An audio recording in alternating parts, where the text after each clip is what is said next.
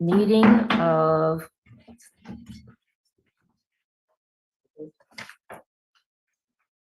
Thursday, May 30th, 2024 of the Monterey Peninsula Water Management District is in session, now in session. And we have something that came up just at the last minute that we have to deal with first. And we've received a request, an emergency request from Supervisor Adams, who is not here, but she would like to attend the meeting through Zoom. And in order to do that, we will need a motion. Yeah, I move to allow. Second. All those in favor, and we will, On the question. Yeah. Should be a reason. There needs to be a reason stated. Perhaps Director Adams would like to provide comment. I have an emergency circumstance with a family member where I need to be able to give health care.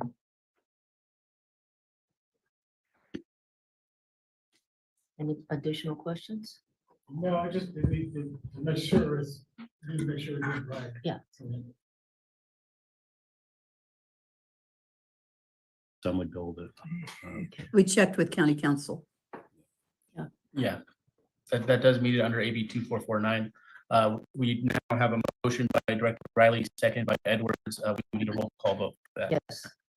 So it's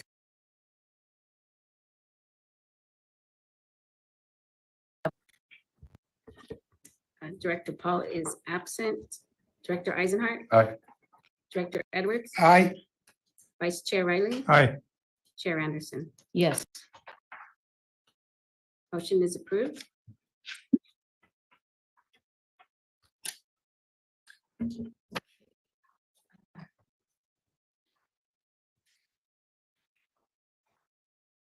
We can call the roll for the.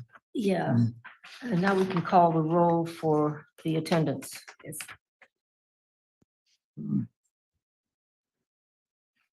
Director Adams? Present? Director Oglesby? Yeah. Director Eisenhart? Here. Director Edwards? Here.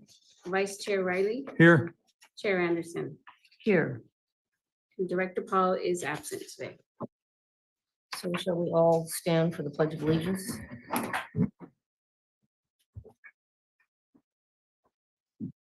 Allegiance to the flag of the United States of America and to the republic for which it stands, one nation, under God, indivisible, with liberty and justice for all.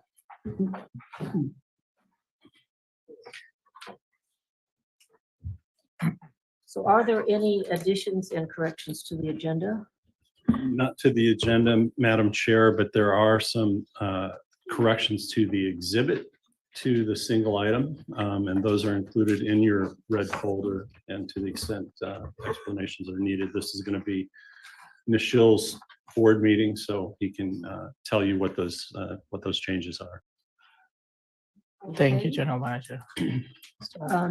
We can order, if there's anybody here that would like to give comment, we can open this to public comment. People want to make comments on issues other than those that are on the agenda. We invite your comment. Chair Anderson, I see no attendees via Zoom. Thank you. I don't know if it's in the. So I just was wondering if I may, through the chair, is there a letter that came in? I saw an email earlier today from taxpayers, earlier this week from the Taxpayers Association.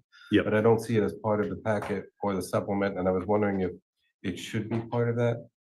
Well, I think it'll find its way into letters received or correspondence received for information purposes, but we did have district council review it. It referred to a formal sequestration agreement, which doesn't exist. There is no written agreement. No, and Yeah. it was more just I wasn't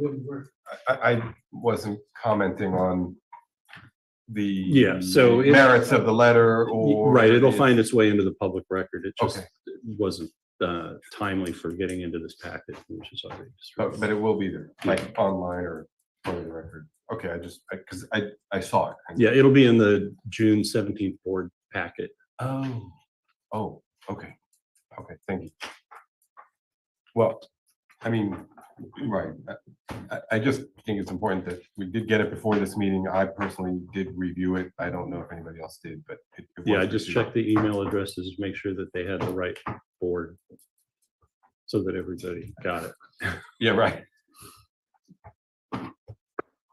Okay, we have one item here to review the proposed Water Management District fiscal year 2024-2025 budget and resolution 2024-07. I'll turn that over to Michelle. Good evening, Chair, board members, members of the public, if any. This presentation and workshop is to discuss fiscal year 24-25 budget for the district. And I'll be going over the highlights in this presentation.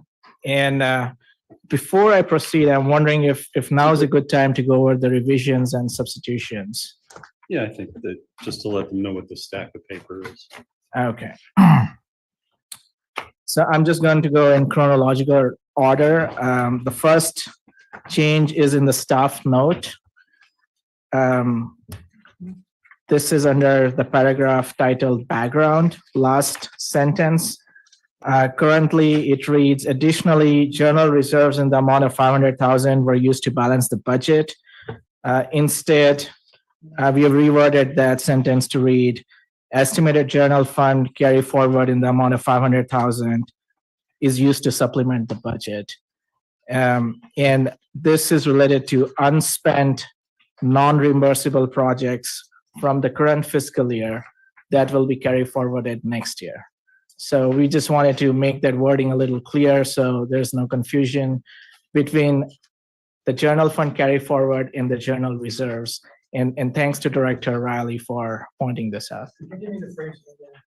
And where are the steps? So, yeah, this It is. should be, I Right, don't in know the where- staff note, I don't there know. is not a copy in your red folder, so. I don't want. all right, we can provide that. I thought it was in there. I can give the wording one more time if you would like. So this is the new sentence. Additionally, estimated journal fund carry forward in the amount of 500,000 in parentheses includes unspent non-reimbursable projects from fiscal year 23-24, end of parentheses, was used to supplement this budget.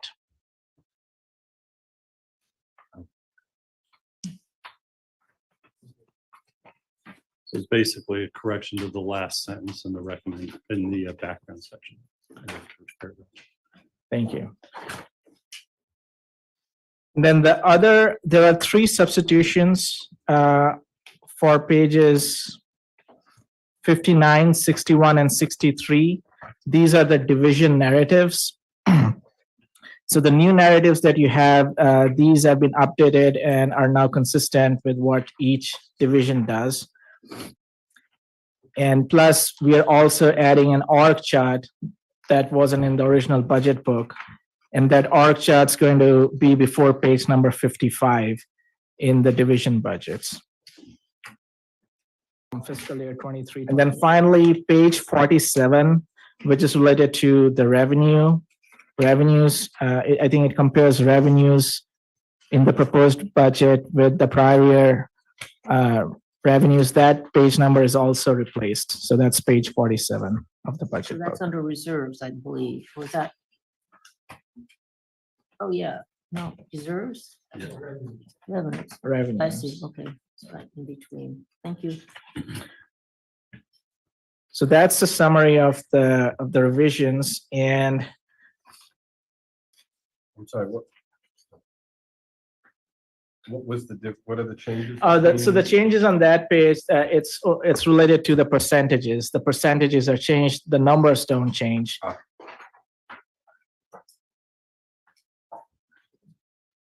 Yes. So now I can switch over to the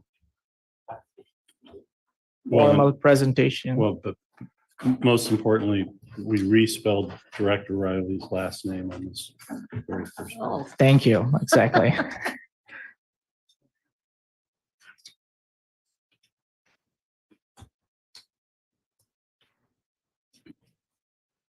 okay, this is the first one, okay. Now I can see it. Thanks, Sarah. So before I dive into the presentation, I want to take a moment to just thank the division managers, the district engineer, and everyone for their contribution and participation in this budget process. And of course, thanks to the general manager for his review and input. I just want to acknowledge that this is a group effort. And so thank you to everyone. Dive in. I'll just start off by saying that the district budget serves multiple purposes. It's a policy document, it's a financial plan, it's an operations guide, and it's a communication device. And it's about what we do and the resources needed to get there. And as some of you may agree, that this budget is not just a collection of numbers, it's an expression of our aspirations. And so I want to say, in other words, it's about goals and it's about price tags. So with that, so this works. So the budget has four main sections. Section 1 is just the overall narrative, which provides an overview of the budget, our mission and vision as a district, our activities.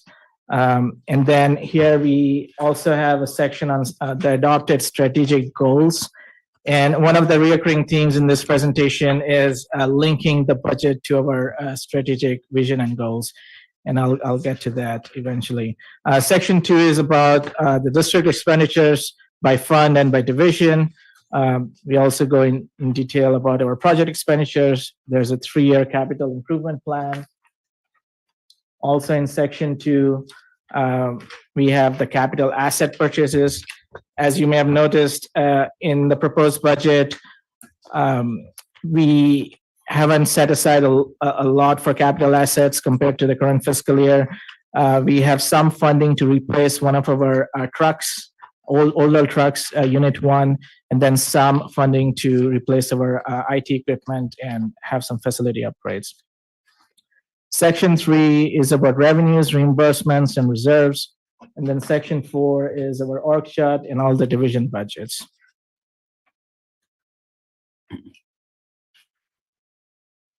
So this is a timeline of the budget process. The budget requests were sent out to the divisions at around end of March. We received budgets from the divisions in mid-April. Then we had a series of review sessions. And then on May 20th, the board adopted the appropriations limit related to the property tax. And even though the property tax revenues aren't a substantial portion of those revenues, it was adopted before this budget workshop. And then we'll have the final budget adoption on June 17th. This slide is more related to the principles adopted in this budgeting process. The first principle is we are adopting a balanced budget, which means that our reoccurring revenue is being used to fund our reoccurring expenses. Second, we are preserving our existing services as a district and also setting aside budget to achieve our strategic goals. And then the third bullet is about our operating reserve. The district has a goal of maintaining at least 5% in general operating reserve. We are much higher than that. In fact, according to the Government Finance Officers Association guidelines, the minimum reserve levels need to be at least 2 months of operating reserve, which comes out to 17% of our budget. But we are much higher at about 62%. If we are much higher than that, can you state it in here? Even in the budget book? Yeah, you hit 50% over 5 years. You just mentioned we're much higher. do we, can we put that out in the public? Like you just did in writing, or you prefer not to? I think it's covered in this presentation, and the presentation will be uploaded on the district's website. Okay. And plus, it's also covered in the transmittal letter. So the next slide, this is about the budget process. And the budget exercise is a two-step process where on one hand, we're getting budgets from the various divisions, and on the other hand, we are forecasting revenues, and then we are trying to balance the two. And if the revenues aren't sufficient, then reserves are needed. But in this particular budget, I want to emphasize that no reserves were used to balance the budget. The district has used the water supply charge for water supply expenditures. And then the estimated general fund or general reserve balance at the end of next fiscal year, we are forecasting that to be around 17.4 million, or about 62% of our operating budget. Okay, that's what I was looking for. Thank you. Good job. Thank you.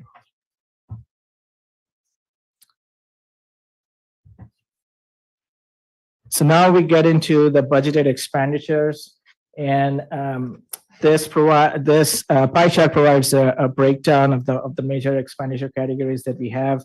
The biggest one being purchase of pure water Monterey water at about 16.3 million, or about 38% of our budget, followed by reimbursement projects at about 14 million, or 33%.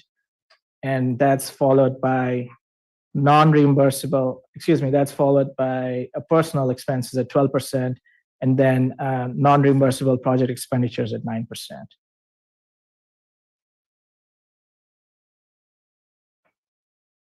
So this slide compares the proposed budget with the current year's budget, and this is the revised budget at mid-year. So as you can see on the very bottom right, the proposed budget is about 3.3% higher than the current revised budget. And the major changes are in three categories, or actually all four categories. So personal expenses are going up by 7.7%. So there's no increase in the number of full-time employees in the district. There's a substitution of a financial analyst position in the general manager's office with a deputy or an assistant general manager for 9 to 10 months. Plus, we had to make certain assumptions for COLA increases because we are still in the middle of the labor negotiation process. Services and supplies is up by 3.6%, and then project and program expenditures are up by 12.7%. This is mostly related to the grants that we have for the Pure Water Monterey and the IRWM projects. And then the big change that you see here is in reserves. Reserves are down by 72%. That's because we aren't setting aside the water supply charge as a reserve. And so that's the negative that you see here.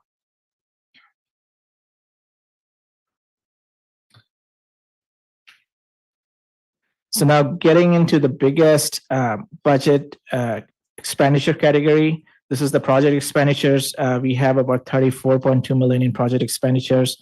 And these are in three major categories: supply, demand, and environment. And these kind of align pretty nicely with our strategic goals. The biggest category of this expense is in augmentation of water supply. Those projects are 30.2 million.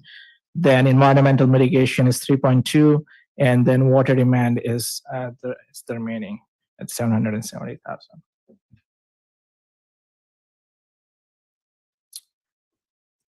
This is a visual representation of the projects that the district has.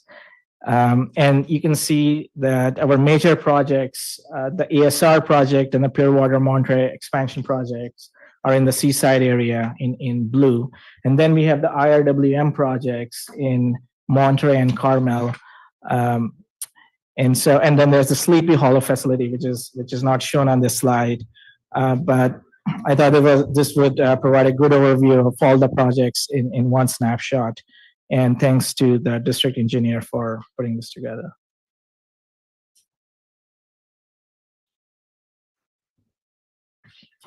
So now we're going to go into further details, starting with the water supply projects. The biggest expenditures here are related to the Pure Water Monterey project. So purchase of 3,500 acre feet of Pure Water Monterey water. That's the 16.4 million that you see here. Plus, we have also budgeted an operating reserve of 400 acre feet. That's the 1.6 million.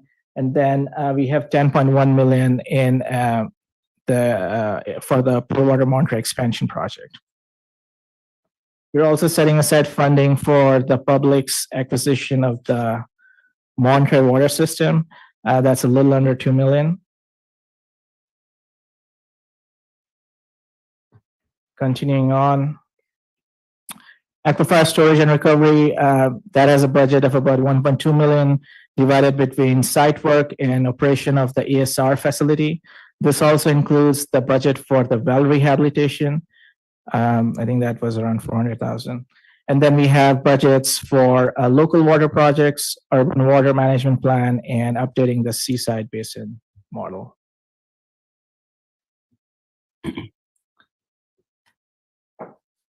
So now these are the projects under environmental mitigation. The biggest project is related to the IRWM grants round 1 and 2. That's 2.5 million right there. And then we have about 480,000 for the fisheries program. And then as per the board request, we have also budgeted 100,000 for the review of the environmental mitigation program.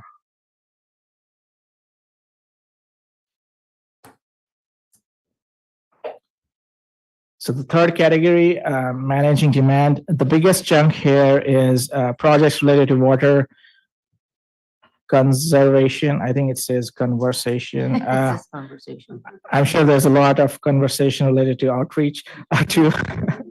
We have about 370,000 in rebate programs from CalAm, and the rest is in outreach and conservation. So that was project expenditures. Now this slide, the next slide goes over the services and supplies budget. These are the major increases that we have. Our utilities expense is going up because our PG&E costs are increasing. IT services and supplies, the two main drivers here are our software subscription costs have gone up. And then there were some software subscriptions that were budgeted under operating supplies. So you'll see that negative there. So that's been recategorized to IT services. So if you may recall, we had about 197,000 software subscriptions that was approved by the board in the last meeting. So that goes in this bucket. And plus our contract with Devera, which is the district's IT consultant, that's 70,000. So that kind of makes up that 310,000. Our insurance costs are also higher by 10%. This is driven by the estimate that we have received from the JPIA. And we basically just take their numbers and plug them in until we get a better quote from them. And then our membership costs are based on actual forecasted memberships for next year. The services contracted by the district, same as before, IT, GIS systems, audit, legal, legislative services, and public outreach.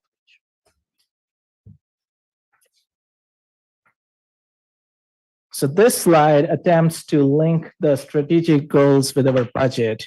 And as you can see here, the biggest portion of our budget goes towards goal number 1, protecting and increasing water supply. Excuse me. Goal number 2 is very important, but an interim goal, implementation of the public's ownership of Monterey water system, a little under 2 million there. And then goal 3, public engagement and maintaining leadership on water issues, 780,000, and then environmental stewardship goal for 3.26 million. Goals 5, 6, and 7, these are very integral to our day-to-day operations. And so that's covered by our general operating and capital budgets.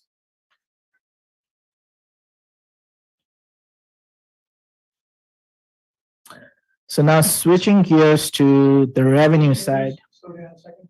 Yes, This is the first time I've seen dollar amounts assigned to strategic goals and objectives. I think that's kind of interesting. It's nice to see the connection, that's all. I see the connection previously. thank you.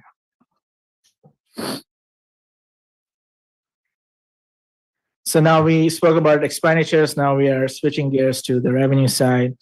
And here you can see about 1/3 of our revenues is coming from water sales, another 1/3 from reimbursements, about 15% from user fees, 8% from the water supply charge, and 6% from property tax.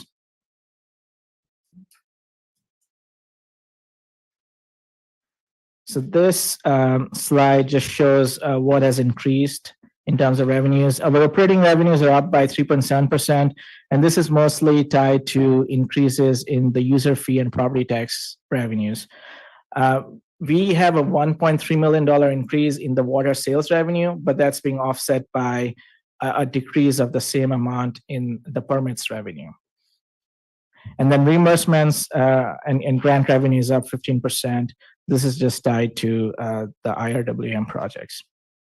We're projecting a carry forward of at least 400,000 and then taking 55,000 from the capital reserve to replace Unit 1. So that brings our total revenue to 42.8 million. This, through the chair, this is the carry forward item that you mentioned earlier on in the narrative. Exactly, in the staff report. So this is a detailed breakdown of our major revenue streams. Our user fee revenue is up 10%.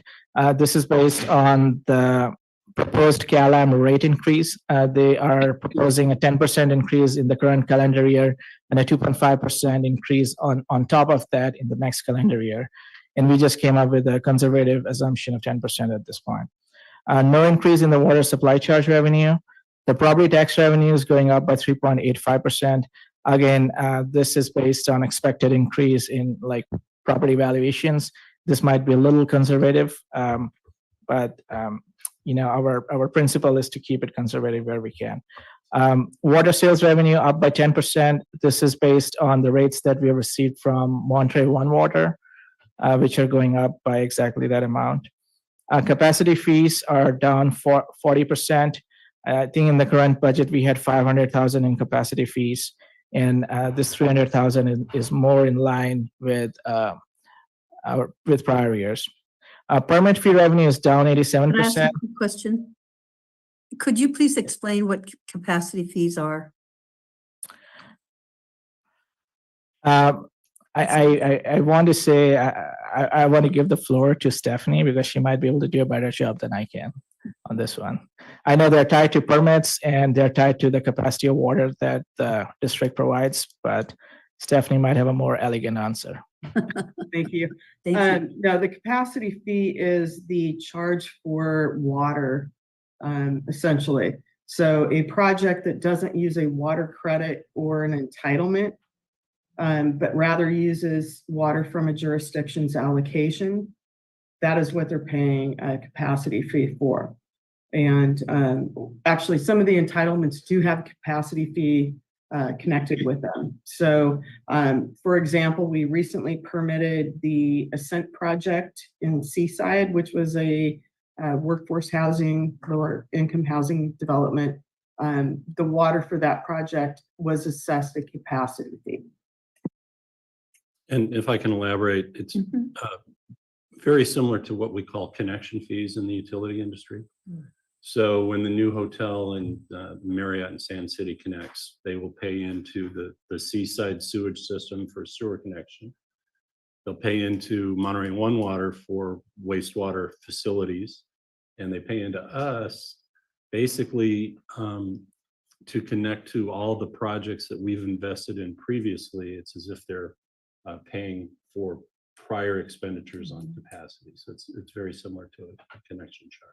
So with that, Dave, does that mean that that capacity fee will go up and we will be less, there will be more like 30% down or 20% down? Or does it go in the reverse?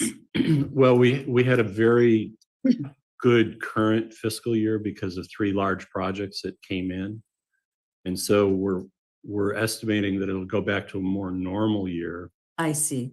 And so that's why it's in decline. When some of the housing plans kick in, each housing project or individual housing unit will have a capacity fee component. So, if we are able to lift the moratorium on meters and let those projects begin to go, we'll then see this probably going up on an annual basis for a while until we absorb, as much housing as we can.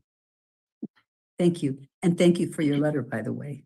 May I add just one last thing? I think that we will try to refine this before the final budget comes to you for consideration in June. Because we are learning a little bit more about some of the projects that might be out there. Good. Thank you. And not to derail you, but while we talk about refining, the prior one, the Pure Water Monterey water sales, we got an email today that they're going to do one more review, and there may be a change in the price of water. So the revenue and the expenditure will either go slightly up or slightly down, but we'll correct for that before the June 17th meeting. Okay. On that point, can I Thank ask you. a little different question? The Monterey One water invoice is sent to us. So we pay that, then we pass that expense on to CalAm. Do we have a markup on that, or is it straight across? The contract allows for a markup. When we were subject to an initial cost cap of $1,720 for the first year, which the PUC approved, almost 3 years before the project was complete, and so obviously it went up. We said, well, look, we have other sources of revenue, water supply charge, user fee. We'll go ahead and not put administrative overhead on top of it. So we just do a direct pass through. It's actually a losing proposition starting this month of May and continuing into June because we've met 3,500 fiscal year acre feet delivery under the contract. And so we're now just taking the remainder of the water they can produce, whatever they can produce, to put in the operating reserve that goes on our account. So you'll see, I think in this budget, Nichelle already mentioned about 1.6 million going to operating reserve next year. So it's always 1.6, 1.7. We have a few more years of that to go. A few more years to go on that, On filling the operating reserve. So and then we'll stop that. yeah, we're completely full on the base project, but we have to incrementally add for the expansion. And we're basically, our premise right now is let's try to take as much as we can in advance of the expansion coming online, because we don't know how much excess there will be when that happens. So to the extent there's surplus now, let's make incremental steps to get to where we need to be when the expansion comes online. And does the operating reserve have a target about where we want to hit? Yeah, with the expansion, it's 2,875 acre feet, and we're currently at about 1,876, I think, or 1,870. Much higher than Yeah, our requirement right now is 1,750, so we're a little over 100 acre feet high, and we'll add probably 300 to 400 acre feet here in the second half of May and June. So it'll be a good start, but we'll still be 500 or 600 acre feet short. This may be a worthwhile subject in our PR pitch, the reserve. Just focus on the reserve. Well, and as you said on Water Master, that's water that's never intended to be taken out. So it's kind of an odd situation to be in. It's there for an emergency. We'll use it in an emergency. We hope that emergency never happens. So we've spent several $1 million on an asset. At least we reflect it as an asset on our books. So it's got value, but you don't want to tap it. But it has the added benefit of protect the water levels in the basin. That plus the water supply needs when we get a drought. If we had to hit it in drought, absolutely. Yeah. I just think it's a good subject. Thank you, Charlie. Good point. All right, back to the slides. So just confirming what the general manager said, there is no markup in the water sales revenue in the proposed budget. So the next line item after capacity fees, permit fees, again, this is down compared to the current year. In the current year, because we have three big projects, two multifamily and one hotel, those fees are non-typical, and so we are reverting back to a typical year in terms of permit fees in the proposed budget. And then the interest revenue is higher. We are in a sustained high interest rate environment, and there's no indication that the Fed's going to taper the rates. And even if it does, most of our investments are in LAIF, which has a 1-year weighted average to maturity. So it takes a while for that to actually go down. So that's the reason our interest revenue is up. So that brings the total district revenue, the operating revenue is at about $28.2 million.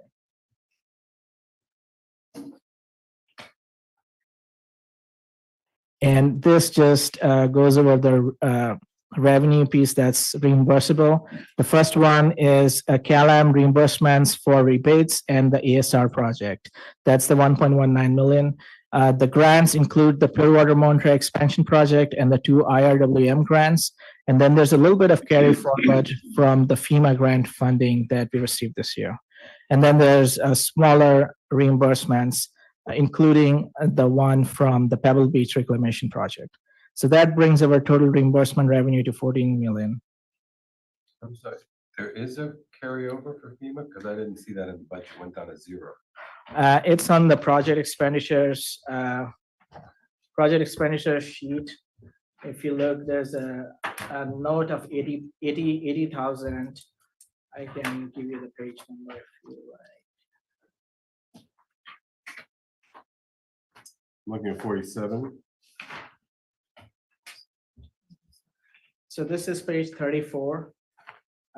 Under 2.3.2-3-1 Sleepy Hollow Facility Operations, item A or bullet A, that 80475, that is unspent FEMA funds that we plan to use for maintenance of that facility.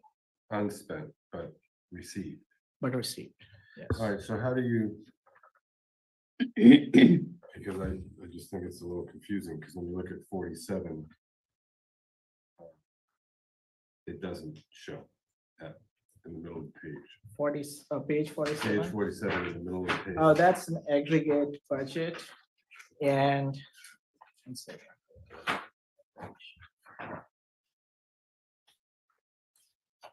And I guess it's the difference between the actual income and booked income, right? Because if you have it, but you're not using it until the next year, maybe that's the difference. I think it's buried under the under a different line item.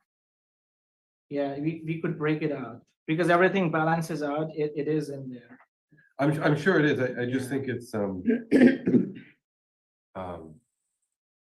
Yeah, we could. it's kind of confusing. The reason this isn't here because this is revenue received next year. The FEMA revenue has already been received, so it's not reflected here. Right, so it's the difference between booked and used. Yeah, exactly. Yes.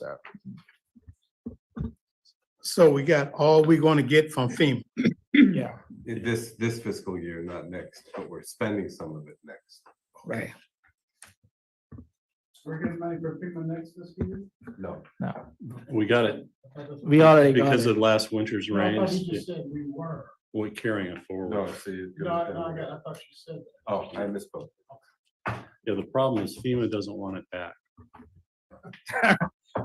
That's a good problem to have. Even when they overpaid. Well, yeah, there's one project that we could do, but probably doesn't warrant doing, and that's kind of the difference, or a majority of the difference. Well, as long as we're talking about it, a shout out to Simona. Simona for all of her efforts on that. I just thought that was really awesome.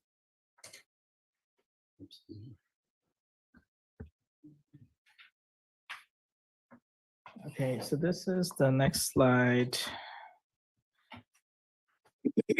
And here we're trying to illustrate that the budget is balanced. So the total uses or expenditures at 42.8 million matches the total sources and revenues at 42.8 million. And you'll see that all the project expenditures, including water sales, that's 34.6 million. That's almost 80% of our budget.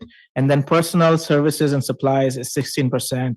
And then reserves is almost 3%. And on the revenue side, the district revenues line item includes the water sales. So if we break it that way, then district revenues are like 2/3 and project reimbursements are 1/3. So that's how the budget is balanced at this point. And then the next series of slides, we're looking long term. So the next year's budget is just about 1 year. And so now we're looking at all the obligations and commitments that we have, including the Pure Water Monterey Water Reserve, which General Manager Stoll just mentioned. So we are forecasting about 604 acre feet that would be needed for the Pure Water Monterey Reserve in fiscal year 25-26. So that's the 2.2 million there. And plus we have our pension and OPEB obligations.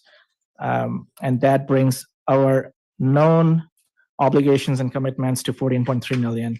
We also have contingent liabilities in terms of our litigation expenses, and that is being covered by our general reserve. So one way to mitigate these long-term obligations is to have robust reserves. And so this budget sets aside about 100,000 each for the pension and OPEB reserve, and about 313,000 for the capital replacement reserve. And then we'll also have about 616,000 in general reserve. And so if you look at the picture or the projected picture at the end of the fiscal year, next fiscal year, we are estimating about 24.8 million at the end of next year, which includes about 17.4 million in operating reserve.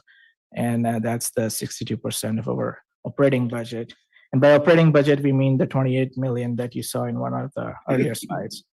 The water supply charge stays constant at 3.4 million. No change there.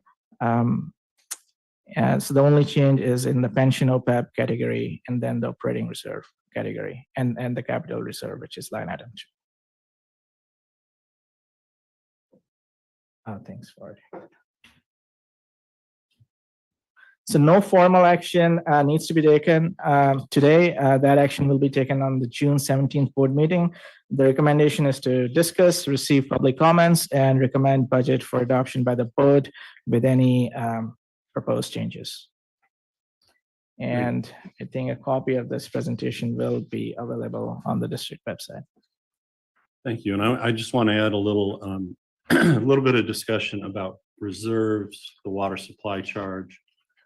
So you saw that this budget is not only balanced, but it makes a contribution to reserves of about 1.3 million. What that means is, without including the water supply charge as revenue, we would have had to draw 2.3 million from the water supply charge, or I'm sorry, from reserves to cover it. So that revenue is 100% applied to water supply projects and services. It enables us to not draw from reserves, but it also signals to us that we're only about 2.3, 2.4 million away from kind of balance.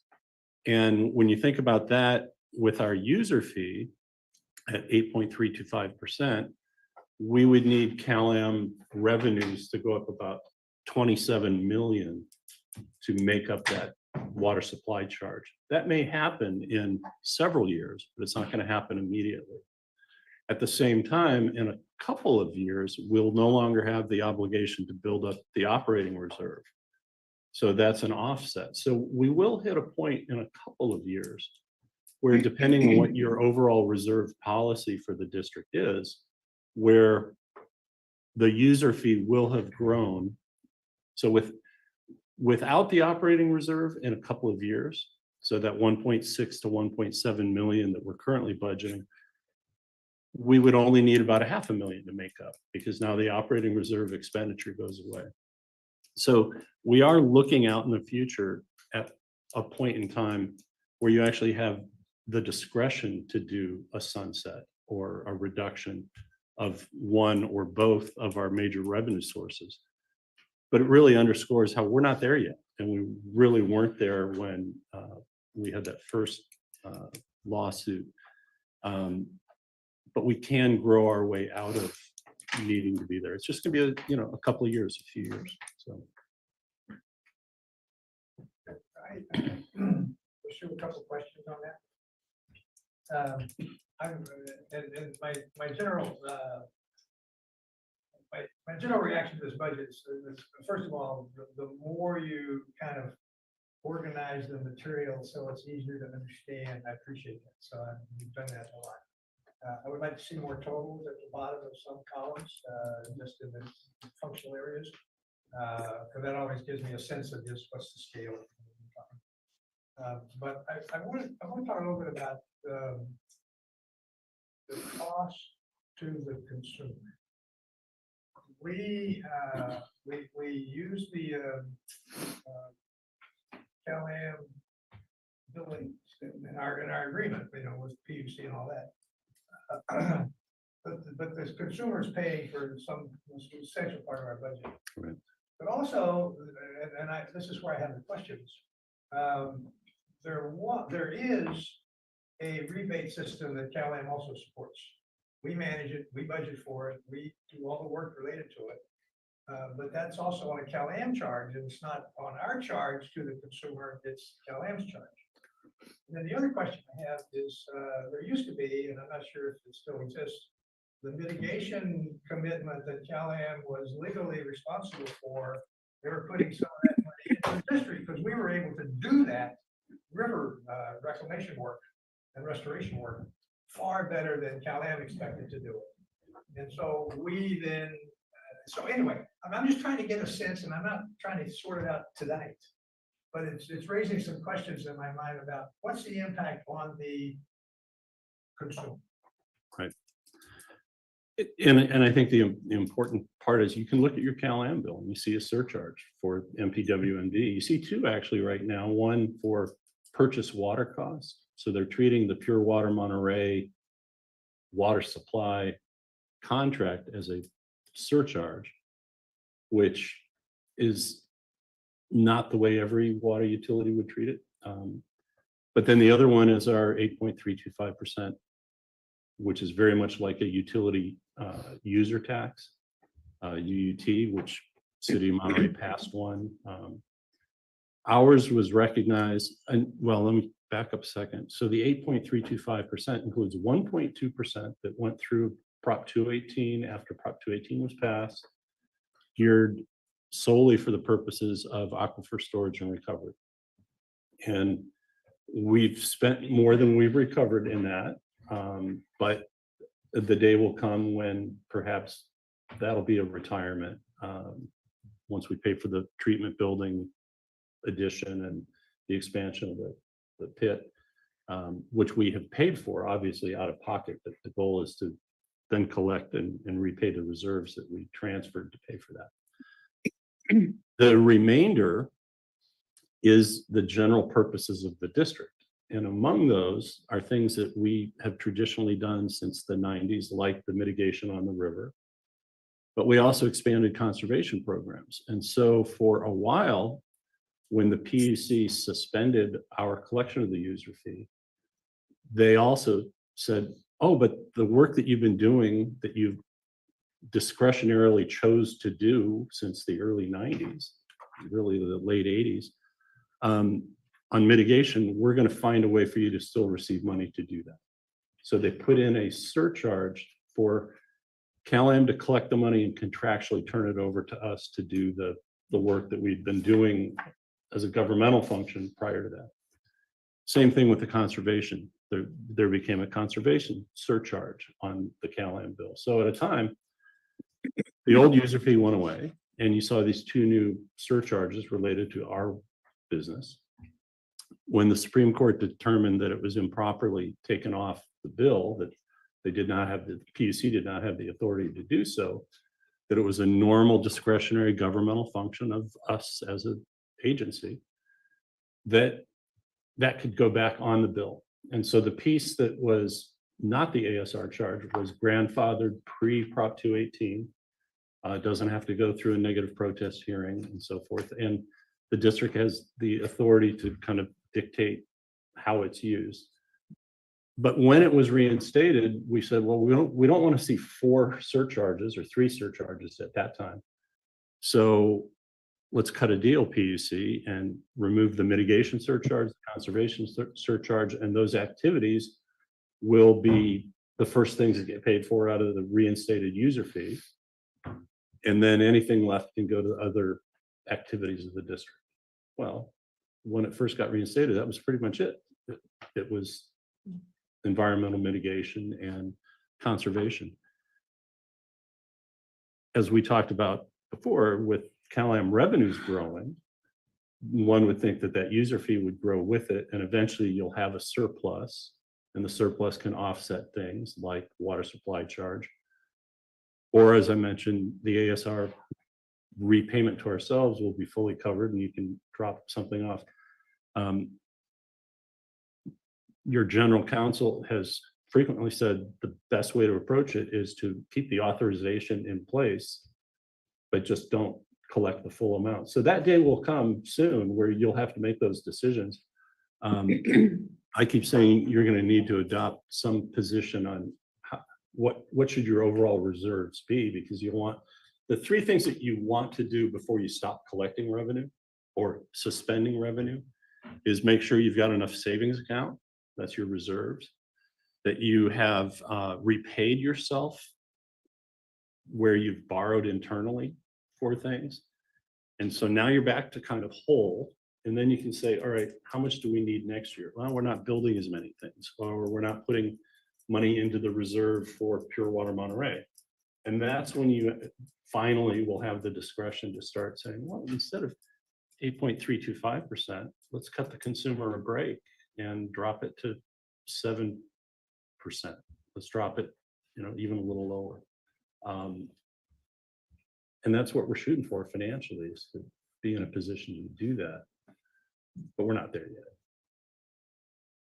Yeah, my brain just kind of plays off on a lot of directions here, and I don't today's not the day, and this is not necessarily the forum, but I still wonder. Well, when I asked earlier about do we have a markup on our charge to CalAm, CalAm has a markup when they put it on their bill to send everything. So somewhere down the line, the bench trial and whatever that resolution is.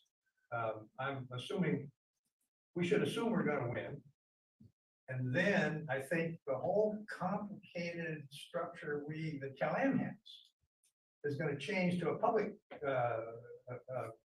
accounting system and not their accounting system. And at some point, I just think we ought to start discussing so we have a sense of how complicated this is going to be, how much the project is going to be, how much time. I mean, just to have a sense of that, because we're small. When we're small compared to Monterey Water. I mean, and like you said earlier about them buying a building or whatever that conversation was.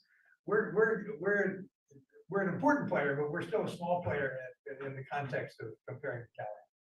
And I would just like us to begin to start being a little more expansive about how we have some thought process or some conversation, just so we're all kind of on the same kind of level of understanding, or at least some direction of level of understanding, not necessarily the precision. But just so we're a little more prepared on what's in front of us. We know what the challenge is, but if we win, there's another huge challenge after that. I would just like us to think a little more beyond just where we are. Through the chair, on a organization chart, y'all gonna have to refresh my mind, because I hit that 7-0. I can't remember as much as I used to. administrative assistant for water demand manager. When did we authorize that? That was the conversion of our Fred's temporary position. So we used to pay an outside agency for a temp. And we brought him in as a regular employee. So that's got to be now 2.5 years, I think, or 2 years. Okay, maybe I Yeah. just seeing it on this organization chart. Another thing didn't y'all, at the beginning, didn't you say 2 positions were gonna change or whatever? We're gonna try to get Dave In AGM. at AGM. Can we get a little box? Something that we can hold him to on that, because, you Yes, know, we- as long as we don't see it, Yeah. it's not gonna happen, in my We- opinion. So we if I will- see it, I give me a little bit of hope. We will be updating the org chart once the position's hired. That was the Well, original, Well, actually, once it's authorized. unauthorized, but yeah, so that's But another. we have board a item. couple of positions on here that are authorized but unfilled. Or currently. what do we, How come we don't mark it on the org chart? well, not just the org chart, if I may jump in, Director Edwards, but why aren't we budgeting for it? We are. So we're budgeting for 10 months of an AGM minus 12 months of a financial analyst. Oh, great. Okay. Well, Um, on the org chart, what I'm trying to say is. Yeah, and if you actually, I put- think I misspoke. The unfilled positions are off of this chart right now, aren't they? 'Cause, Yes. Yeah, These are only current filled positions. Well, Yeah. let's get them all on there. All of them on there, Dave, and especially the ones that we say that, okay, assistant GM. Yeah. It doesn't have to be outlined in, you know, docs or whatever, and say future hire or whatever. Since you budget for it, the public needs to see it. Yeah, but And I we do- need to see it. We do have a few other positions that, I think we intentionally don't want to clutter it because we have a senior fisheries hydrologist position. It's not on here because it's unfilled. I think we have we used to have see the box that says public outreach contracted services. Mhm. You had authorized the hiring of a position internally. And then we decided that the outside consultant was sufficient. So we changed the nomenclature, but we were carrying the box with the position. So Well, going back again, I like to see it all on here. I would like to see it. Let the public know, hey, this is what we got, this is what we don't have, but this is what you're paying for. So they see all of it. Even the future, they see it. So, you know, we. How about we let's have work on the org a chart. dotted box with AGM? Yeah, whatever y'all do. Yeah. or parenthetically Through the chair, unfilled. no, I don't think it needs to be a dotted box. It's just, you say you budgeted for the assistant, right? Is that what I just Yeah. heard? That's what he said. Okay, and then you said, well, it wasn't there because it's not authorized? We have to come to you with a job description. Right. Yeah. Well, I mean, part of adopting the budget is the paying for that position, then it should be in the org chart. I don't, that's what this budget is for. It's just, why are we going around and around about how to put it in the org chart? You make a box, you draw a line, you put the title. and Yeah, we can put it in. I just want the public to see everything that we got in here. We have nothing to hide. That's my point. We have nothing to hide. We got unfilled positions. Hey, let's show it's unfilled positions. So work on that one. Well, my next question is, public acquisition of water system. It's 1.9. Do that include our attorney fees in this? Yep. And everything? So we all covered on that one. For the fiscal year, yeah. And keep in mind, we authorized 600,000 for the current fiscal year. It's not clear that we'll get anywhere close to that with the demurrer being extended to August and a few other things, so. But the eminent domain legal expense was 2 million in and of itself. Okay. And we can talk about district council fees later, because we got to get some on that. I see they haven't changed over the years, that 400,000 or whatever, I don't know Yep. where we at. Okay. That's all I got for right now.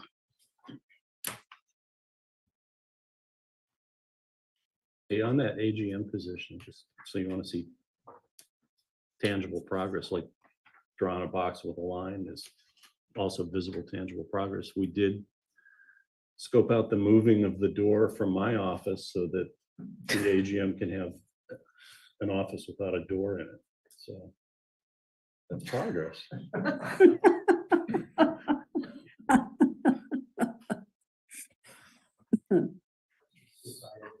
So, if I may, trying to understand the $2 million on the slide show and where that shows up for public's acquisition of water on the expenditures. I'm looking at page 21, for example. I can address that. Director Eisenhardt, it's in the project expenditures budget. And that would be page number 33. 1-5-1 bullet. Oh, sorry, 1-14-1A. It's in the lower half of the page. So, yeah, I just Acquisition. don't I see that, so I just don't understand it, because, I mean, I see it there. But I don't see it as a budgeted expense anywhere. I mean, even on page 21, I'm just reading our expenses. It looks like legal services, 400,000, but that may not, that could just be corporate counsel, I mean, the district council, I don't know if that's anything else. Professional fees, Yeah, that's on page 22. So that 1.95 million is under project expenses on page 23. in the 4 million. The $4 million number. Yeah. The 3997. Yeah, Yes. you get the round up, so do I. Mhm. So that $4 million includes a 2 million.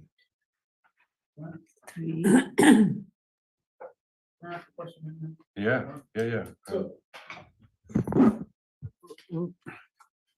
Yeah, I see what you're saying. So we're calling that acquisition a project?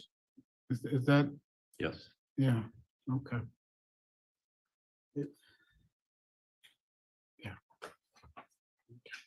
All right, so.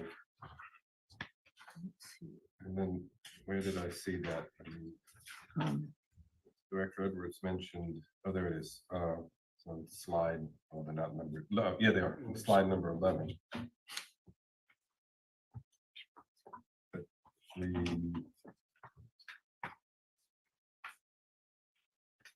But the projects are way more than 2 million. So I guess what I'm saying here is, oh, I see, well, yeah, I'm not sure I understand. So is So, operating reserve sort of shoved in there as well? Or? yeah, you'll see that right above on the same page. Now, let me see if I can help you here. Just trying to correlate everything. So on page 33 on the very bottom, you see the 30.233 million. That's the sum of all water supply projects. And that's what we are showing on slide 9. And that includes the pure water monitor water purchase, 3,500 acre feet, and the operating reserves. Those are bullets C and D under 151.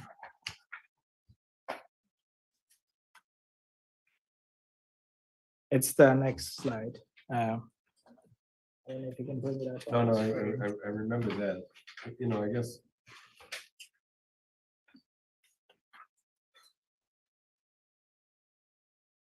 Yeah, right.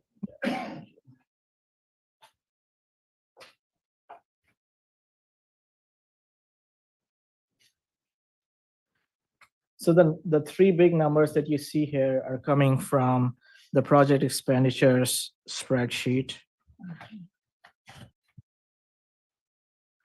So page 33, 30.23 million, that's line item 1.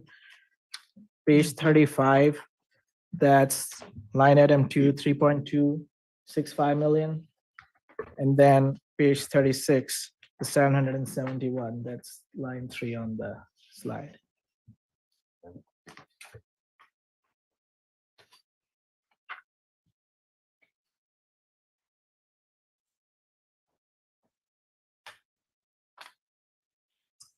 I think I understand. I guess where I get confused is you have all these specific breakdowns for some of the pie expenses, and then other ones it just says project.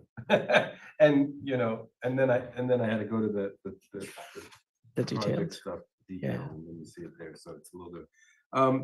The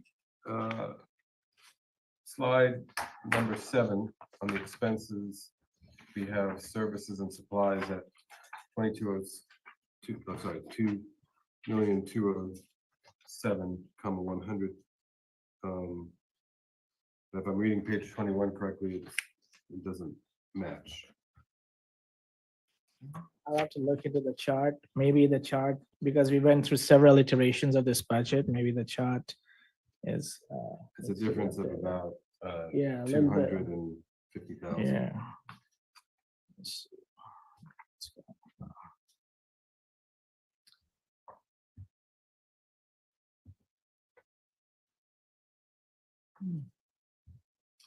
So, just,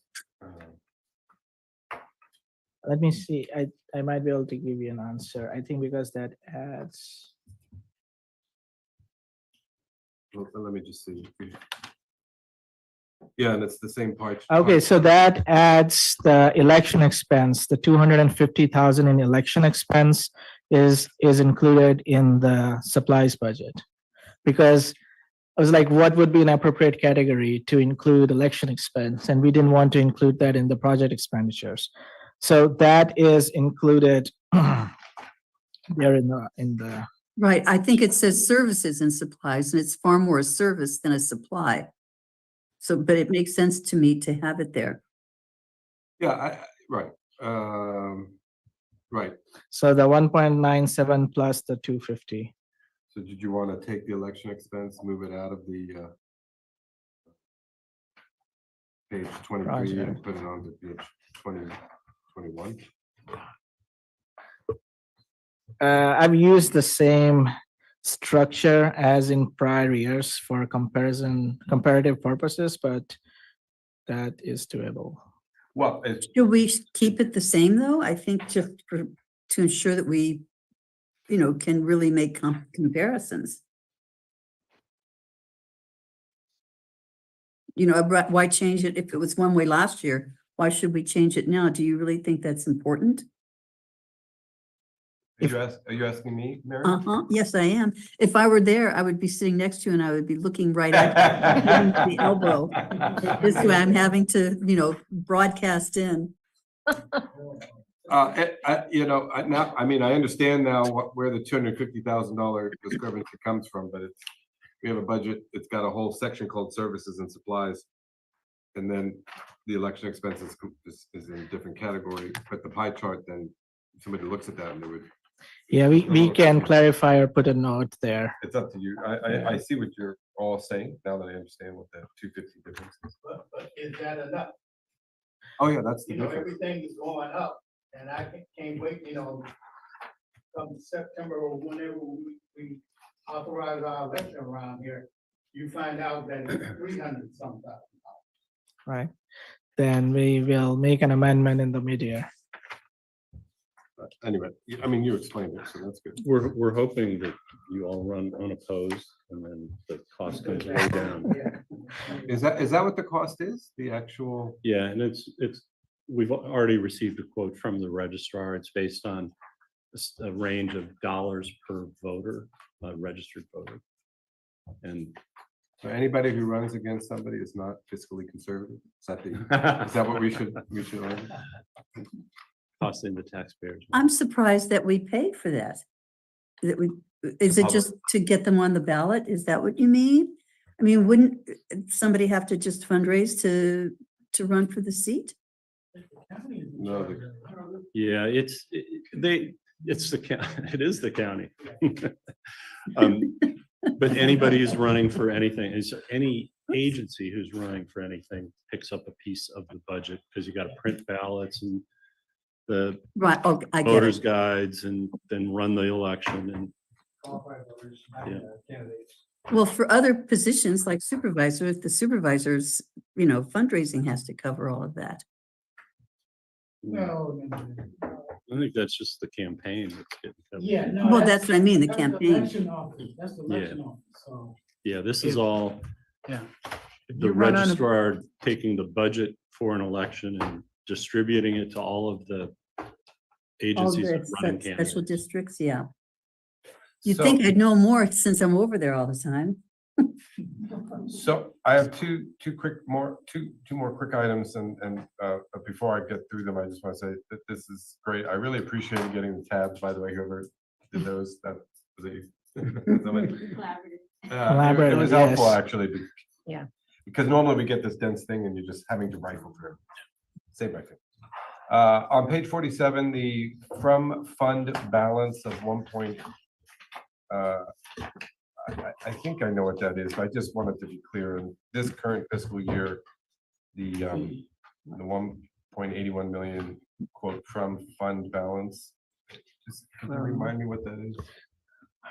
In the current fiscal Yeah. year, we actually took this out at the mid-year budget. And maybe this was used to balance the current year budget. When we adopted the original budget, the $48 million budget, we used money out of our reserves to balance it. I didn't realize it was that much. And it goes a I little should bit probably update. back to the current year, we sequestered or segregated the water supply charge. So we didn't treat it as a revenue. So we had to borrow from general reserves to make up what it would have covered. And that's why it's not for the Yeah. current budget. And then the last thing, I still want to have a conversation at some point about, on the conservation side, perhaps coming up a way to encourage, if not fund, if not reimburse users on products like Flume and those kinds of things. They are expensive. We have a rebate for the Flume and 3 other brands of flow meters. I don't think it's 100% coverage. but It's not, right? Yeah. Is it close or? Actually, that's- may I? Yeah. So my staff this week was at what was a conference of conservation people up in San Jose. And one of the things that was a takeaway is that Flume, I think it is Flume, boy, if I'm wrong on this, I'm gonna feel bad, has one of these smart flow meter companies actually offers their own rebate. And you go to their website and they will give you a rebate that's equal to our rebate. And then it also has a directive to our own website. And people can purchase it, and I think it's literally free. So I will provide more information to you at our next Water Demand Committee meeting. Yeah, I mean, thank you. And I think I'm pretty sure it was Flume. I just had a situation with one of the constituents in Division 3. Mhm. You know, they had the Flume, right? So, and then while he was in DC, the husband was in DC, he's seeing the Flume app on his phone going off, like every hour saying you're taking a 20-hour shower or something, something bad, you got a problem. And so he calls his wife and then she's like, nothing's wrong, you know, the house is dry, nothing's happening. But what she didn't know that on the downslope of their grade of their home at the back end of it, on the irrigation side, they lost 20,000 gallons of water before they were able to shut it off and figure it out. It was actually the neighbor down below that said, "What's going on? It's raining." You know, and so, but at least it was, I'd say at least, it was only 20,000 gallons. I mean, they were on it trying to figure it out. It just took them a while. But I mean, especially with irrigation and all that, I mean, I can't even comprehend how much water, could be saved, by these. types of Irrigation projects. systems are crazy, yes. So Director Eisenhart, I just confirmed, yes, it is Flume. On their website, they have a discount. And then they also direct people to our rebate.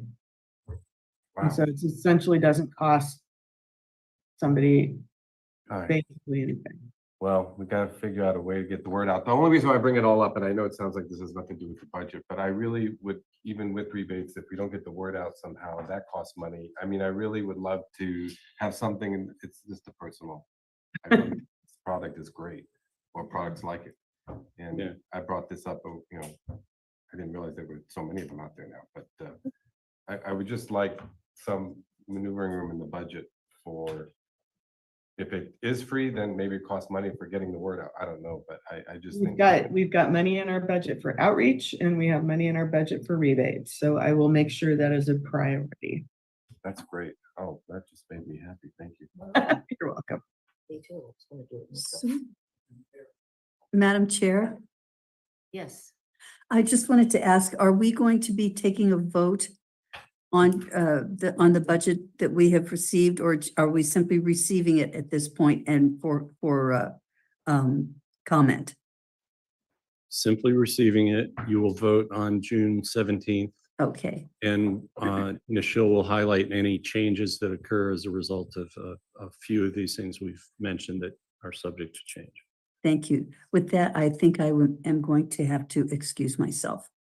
And thank you for allowing me to be here with my recovering friend, sister. So at any rate, thank you very much. And I'll see you at the next one. Thanks, Mary. thank you, Mary. Thank you. Thank you for coming. Yeah, so hearing some of the key concerns, and these are good. This is what we want. Is there money in there for rebates? Is there money in there for public outreach? Is there money in there for potential future legal settlements and so forth? And I think the key areas, we can assure you that we've covered pretty well. Some of the confusing areas, if you leave here tonight and say, I'm still confused about how this is presented, just send us an email and we'll try to address it between now and the board meeting. Oh, speaking of legal, where, in what category is the legal fees that are not related to public acquisition of water, but There's 400,000 for the district attorney, which is under services and supplies. right? We call it core operations. And then the 1.95 million is in the project expenditure budget that So you saw. what- And the 400 is not What- just general counsel, it's special counsel for things At that the Taxpayer Association Yeah. appeal. Yeah. That's in the 400,000. it is, and some years we overshoot and some years we I was about to undershoot. say, between the Taxpayer Association appeal, I mean, how many non, forget district, I'm not talking about Three. district council. Three big ones. We have the appeal on LAFCO. We have the taxpayers, and we are joined with Marina Coast against the Coastal Commission. But the first one, LAFCO, isn't that considered part of the project for public access? No. Oh, Yeah, it is actually. My bad. So Shoot Mahali, the appeal money will be in the public's acquisition. You are correct. all right. So leaving, then again, setting aside district council, we have the Taxpayer Association and we have the Marina Coastal Coast, Commission, yeah. which is, that's gonna be a big one. Once we get the record, right? Is that a big one? Yeah, the administrative record's almost done. Yeah. So, So does anybody else have a concern that we're undershooting it on the 400,000? I would think it'd be more by now. Cause what I've been looking at is 400,000 all the way across. Now, we've been Well, in litigation of a few years. So I think that well, you're talking about the. if it's not, we're good. So I- check the billing. That's I all. don't know, but if the administrative record comes in, it's gonna get hot and heavy, isn't it?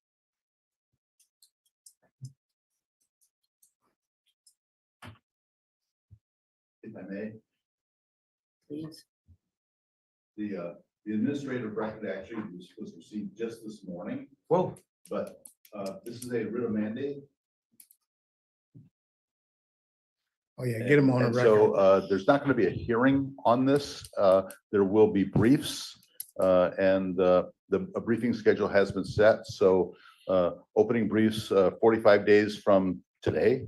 The reply briefs 45 days thereafter, and then 30 days for closing briefs. The court wants another 30 days. We are looking at a hearing in November on that, and then whenever a decision gets out. But I believe it's just writing and drafting, but there's not a trial. and there's a shared, but there's also shared expense. on So that. we're going joint with Marina Coast Water District, so we will share in their expense, and then the city of Marina is going to remain separate so that. Because I'm thinking what you've just described is probably $100,000, but if we're splitting it or something. And then the other thing that wasn't mentioned is, and it's in the form of litigation, it's all of our various proceedings before the Public Utilities Commission. The general rate case is out there, the water purchase agreement matter, and whether that goes to another phase is out there. And then the other potential would be proceedings before the State Water Resources Control Board. But I'm not suggesting that you need to modify the 400,000 at this point. Okay, well, I mean, you guys would know better. I was just wondering with all of that out there, if that plus district council is 400 does. the If trick. y'all can generate what the cost is up to now. If y'all think it's under 400,000, For this show next me, year, show me the billing for the Yeah, well, GM. we're about to wrap up the current year, and so we do a quarterly check on all the Yeah. expenses. So Yeah, we aren't anywhere close to the 400,000 this year. and as long as I'm standing in front of you, I want to assure you that we are not double billing for tonight. I wasn't worried.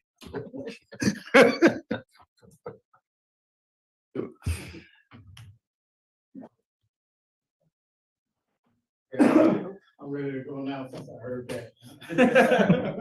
Since we're good. This is great. This is great. I mean, it makes me think of, just the budget process makes you, like what you were sharing earlier today, just makes you think about a lot of things about, less about the numbers and more about direction, So since we're all Absolutely. just the district, I just wanted to pass on, there's a competitor to Flume called Water Pigeon. And the Water- co-founder is the co-author of a piece of testimony that was counter to the district's interest. It's an optical reader of your meter, and then it takes what it sees and then it converts it to data in the Sure. cloud. Hmm. So you'll have to decide in your heart of hearts, should we be issuing rebates for that? Yeah, purchase? close the meeting so we can get off of Zoom. Wait, so there's nobody from the public? Because we didn't have any. You public just comment. asked that question, yeah. Okay, so we will now close the meeting.